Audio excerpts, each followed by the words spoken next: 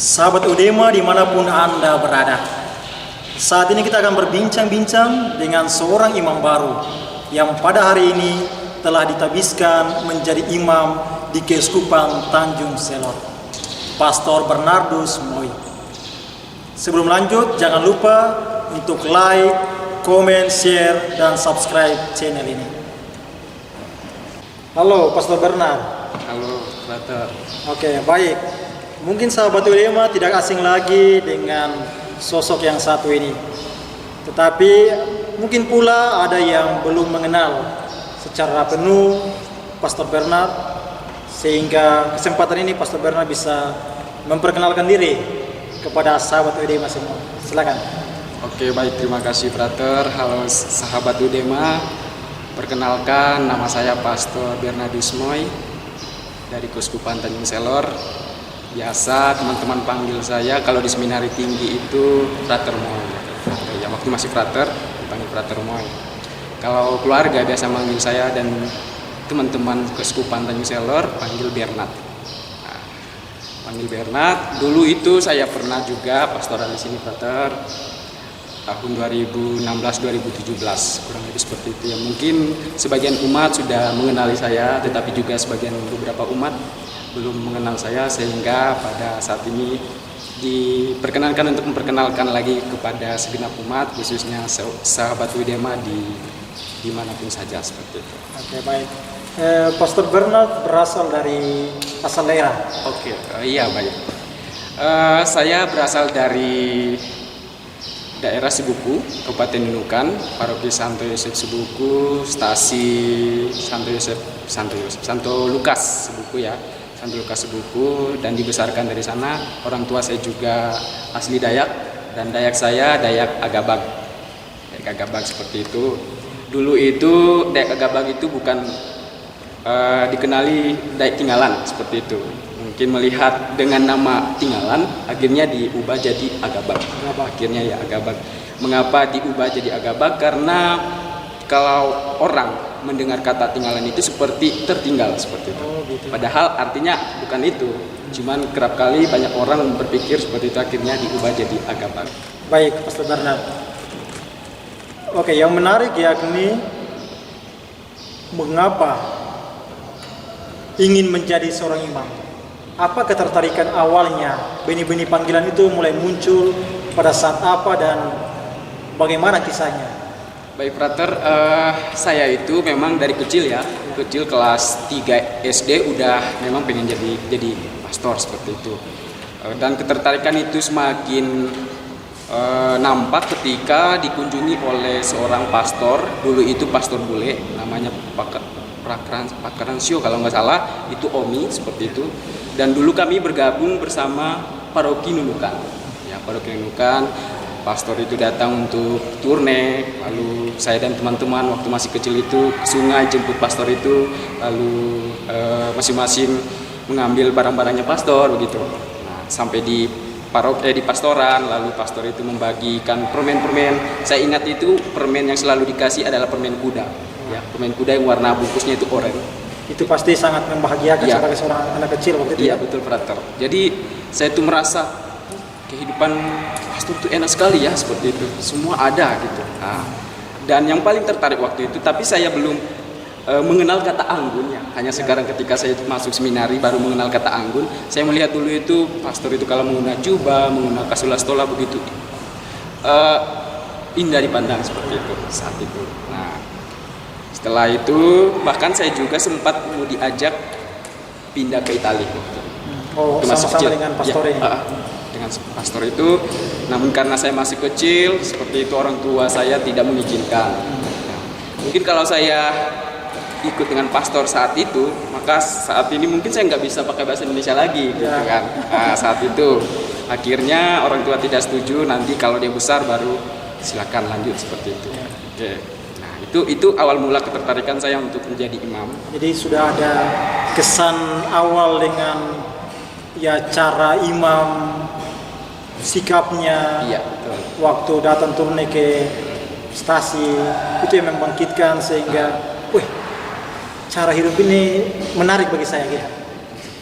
Oke. Lalu setelah itu apakah saat SD itu lalu kemudian motivasi itu tetap bertumbuh, tetap bernyala hingga kemudian memutuskan untuk masuk, atau memang kemudian redup? Oke, Frater, panggilan saya itu redup ketika masuk SMP.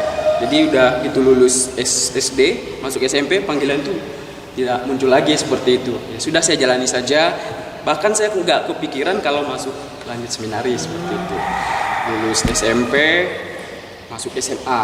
Nah, begitu juga masuk SMA, malah saya waktu itu tertarik pengen masuk dokter atau perawat waktu itu. Tapi kalau dokter mungkin tidak mungkin, seperti tidak memungkinkan karena dengan situasi keluarga yang ya pas-pasan seperti itu. Dan akhirnya saya memutuskan waktu itu untuk yaudah saya masuk perawat aja gitu. Dengan masuk perawat waktu itu kan ada standar untuk masuk IPA. Karena saya ingin sekali masuk perawat, akhirnya saya berusaha untuk belajar pelajaran matematika, kimia, fisika, dan yang berhubungan dengan itu. Saya berusaha paling tidak harus memenuhi standar gitu. Akhirnya saya masuk dan ternyata bisa masuk di IPA waktu itu. Oke, saya dengan teman-teman saya udah janji nih, bahkan udah diusulkan oleh guru saya waktu itu untuk masuk perawat aja. Setelah lulus SMA, datanglah bapak-bapak ini ke rumah. Memang pernah dengar bahwa saya ini pengen masuk seminari. Malam-malam setelah makan malam ngobrol bersama keluarga, datanglah seorang bapak menyampaikan, bagaimana Pak? Seperti itu. Oh, saya hanya mau menyampaikan bahwa katanya postulat Stella Maris di Malang itu mau buka penerimaan penerimaan calon-calon. Iya, calon-calon seperti itu. Waktu itu langsung saya jawab, kayaknya pas saya tidak masuk seperti itu. Saya mau lanjut kuliah di luar. Itu lanjut kuliah di entahlah waktu itu lulusnya di mana, Tarakan, Samarinda atau di mana juga seperti itu. Oh ya baik, saya tidak paksa, saya hanya mau menyampaikan. Tetapi beberapa minggu kemudian, ya kalau nggak salah, di jam yang sama setelah makan malam, saya berkumpul ngobrol dengan orang tua, langsung mengatakan saya mau lanjut seminar. Dan tanggapan orang tua saat itu, khususnya bapak saya itu sangat setuju, 100% sangat setuju. Bapak langsung responnya? Iya, responnya. Bahkan bapak saya mengatakan, menjawab, bertanya kembali kepada saya, kamu yakin masuk seminari gitu? Ya, kamu yakin masuk seminari? Yakin. Tapi mama saya ini dengan diam tak ampan mengeluarkan satu kata. Waktu itu agak berat seperti itu. Nah, setelah saya buat surat lamaran ke Bapak Uskup seperti itu, beberapa bulan saya menunggu jawaban dari Bapak Uskup. Waktu itu masih Monsinyur Justinus ya, Monsinyur Justinus menjawab dari Bapak Uskup seperti itu. 1 bulan sebelum mendengar bahwa saya diterima, saya sempat mengatakan kepada bapak saya tidak melanjut seminari gitu, sempat seperti itu. Lalu bapak saya bilang, jangan gitu. Nanti kalau kamu kembali menarik surat lamarannya itu, kamu Bapak Uskup kecewa seperti itu. Akhirnya saya ikuti karena saya merasa terpengaruh oleh teman-teman yang sudah pergi seperti itu, pergi kuliah. Akhirnya saya menunggu hasil dari Bapak Uskup, diumum di gereja, saya diterima. Saya ingat saya berangkat itu tanggal 27 Juli. 27 Juli ke Keuskupan bertemu dengan Bapak Uskup. Karena waktu itu perjalanannya Malinau Tanjung Selor masih sangat buruk, akhirnya tiba di Tanjung Selor jam 12 malam. Pagi setelah sarapan bertemu dengan Bapak Uskup. Biasanya kan ada wawancara. Bapak Uskup hanya melihat saya dari bawah sampai ke atas. Bapak Uskup hanya mengatakan, ya kamu pasti bisa. Lalu Bapak Uskup beri nasihat-nasihat seperti apa hidup di seminari. Nah, akhirnya saya berangkat ke Malang seperti itu. Baik, Pastor. Jadi itu tadi kisah tentang keterpanggilan hingga mengirim lamaran kepada uskup dan siap untuk maju ke postulat Stella Maris Malang. Oke. Mengapa sehingga Pastor memilih untuk menjadi imam Keuskupan Tanjung Selor? Baik, Frater.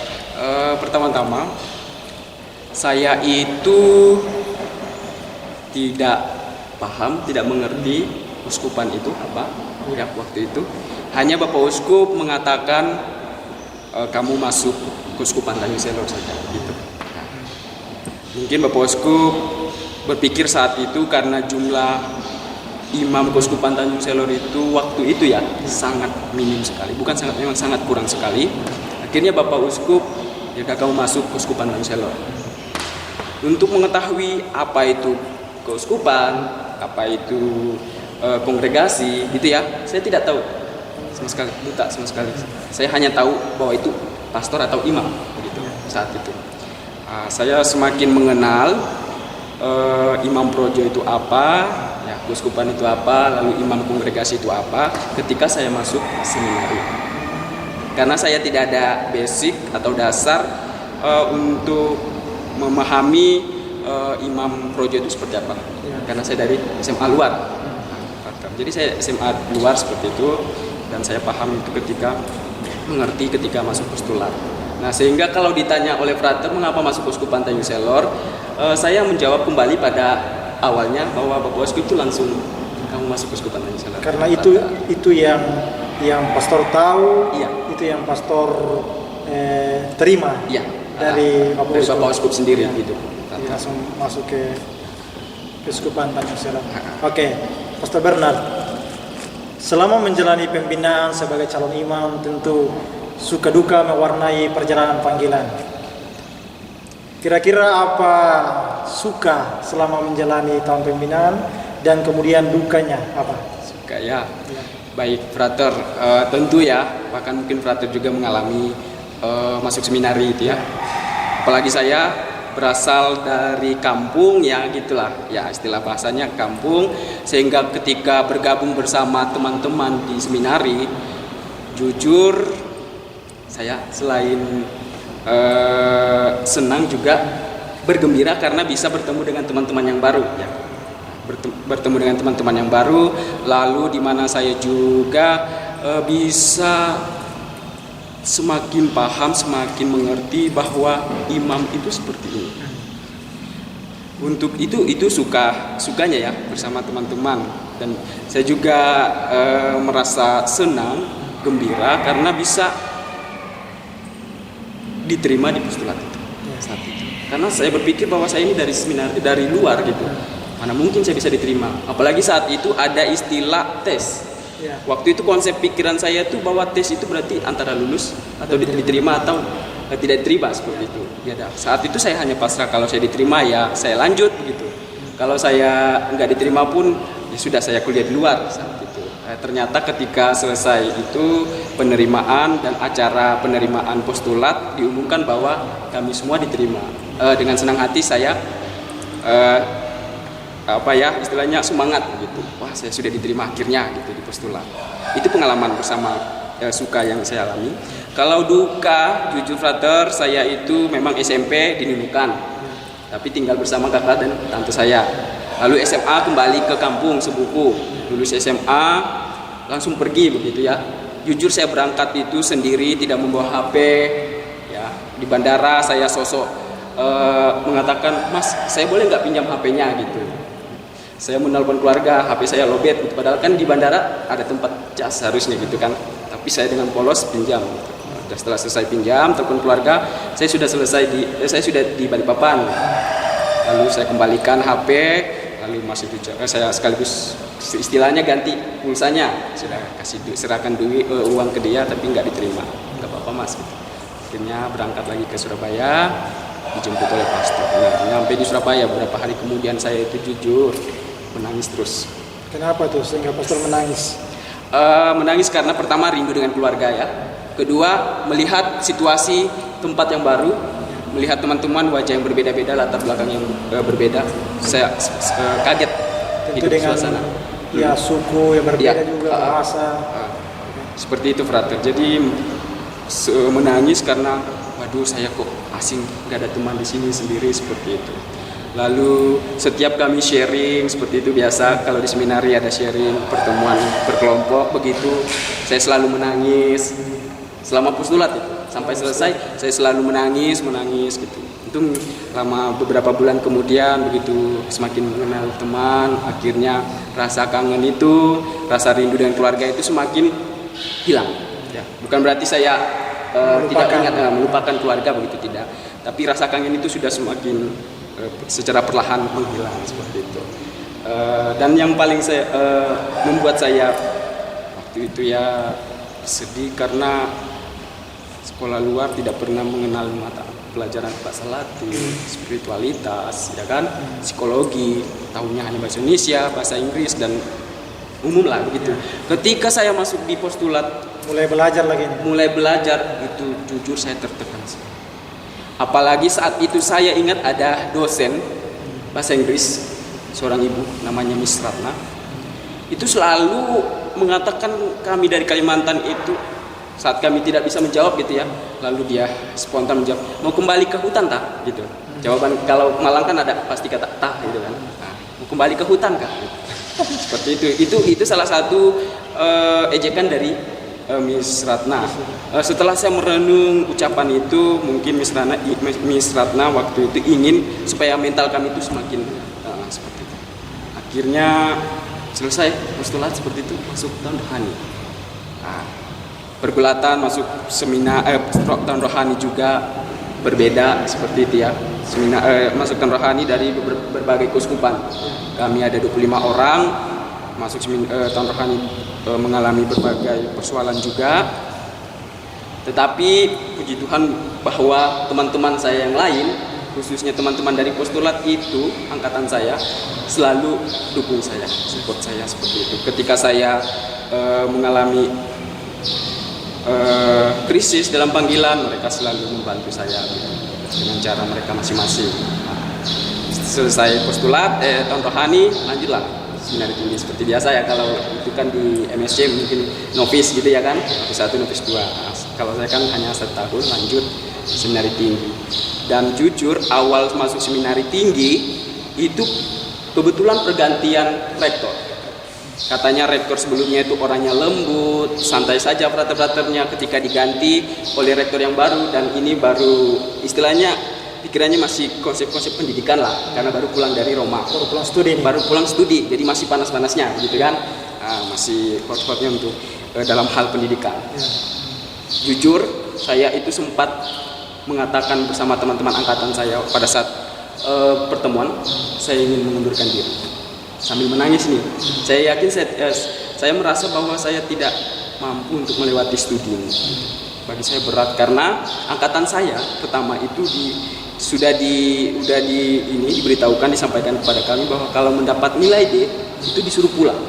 Waktu itu saya merasa gak mampu saya melewati semuanya. Tapi teman-teman selalu pasti kamu bisa. Akhirnya dengan dorongan mereka saya jalani, dan ternyata lewatin 1 semester gitu kan, waktu pengantar itu puji Tuhan bisa melewati semuanya. Lalu pergulatan, ya kalau kita menjalani seminari tentu pergulatannya itu selalu ada setiap hari, ya selalu setiap hari. Kalau orang itu tidak mengalami pergulatan, wah sangat luar biasa gitu. Tapi saya yakin masuk seminari dan pada umumnya tentu akan mengalami pergulatan, baik mereka yang berkeluarga maupun kita masuk seminari seperti itu, Pater. Setelah itu melewati tingkat 1, tingkat 2, tingkat 3. Nah sekarang saatnya kita waktu itu kan mengerja skripsi. Skripsi, dan kebetulan rektor saya sendiri seminari itu dosen juga di kampus, dan beliau meminta saya, ya udah kamu bimbingan skripsi dengan saya. Waktu saya kerja skripsi frater itu juga mengalami pergulatan ya, tentu tahu. Oke, sudah lewati skripsi pastoral, ya kan, pastoral. Saya di paroki Eudema Eugenius Dimasenot Tanjung Redep 2016-2017. Dan tentu ada juga suka, juga ada duka ya. Pertama saya datang di Berau atau Tanjung Redep itu hari Sabtu sore. Lalu ganti pakaian, pakai celana pendek, bantu-bantu di gereja, masih gereja lama. Lalu saya membantu umat yang ada di sini dan dikatakan, dek gitu. Waktu itu, dek ya gimana? Tolong angkat dulu kursi itu ya gitu. Oh iya baik. Itu awalnya. Karena memang kecil sekali. Seperti itu, mungkin orang melihat itu bukan frater. Sampai sekarang juga kadang-kadang kalau saya nggak pakai jubah, itu umat kadang-kadang tidak kenal dengan saya, khususnya di Malinau, Sadiakonat ini. Ya, lewati dan membuat saya semakin antusias semangat itu bahwa masa pastoral saya itu sungguh luar biasa, di mana umat itu sangat baik, gitu, peduli dengan saya, membantu, mendorong saya dengan cara mereka masing-masing. Akhirnya bertemu dengan Bapak Uskup Justinus, Monsinyur Justinus, dan saat itu Monsinyur sudah di Samarinda. Saya kebingungan, Bapak Uskup ini saya nanti setelah pastoral ini lanjut di mana? Kebetulan waktu itu kami ada 2 tempat, Kalbar, Pontianak dengan sempat juga ragu-ragu mau telepon Bapak Uskup langsung. Saya juga agak berat karena seperti itu, merasa tidak pantas kalau saya telepon Bapak Uskup begitu. Akhirnya saya konsultasi dengan Pastor Alex, bagaimana Pastor?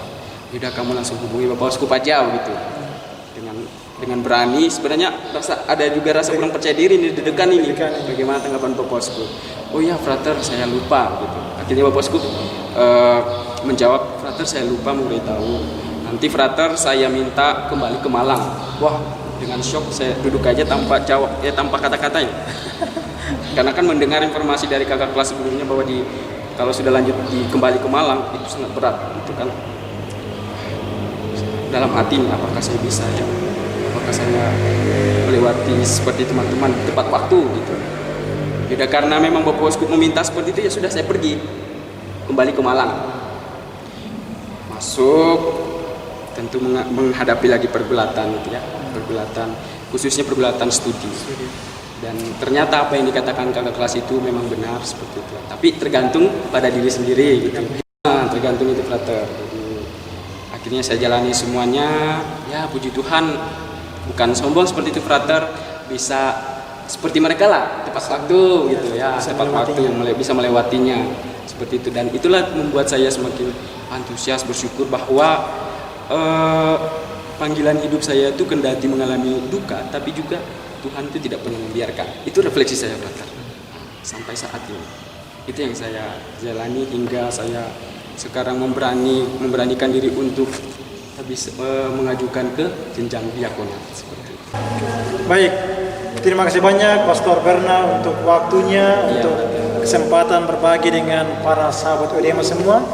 Sekali lagi terima kasih banyak Pastor Berna dan salam sahabat ODM.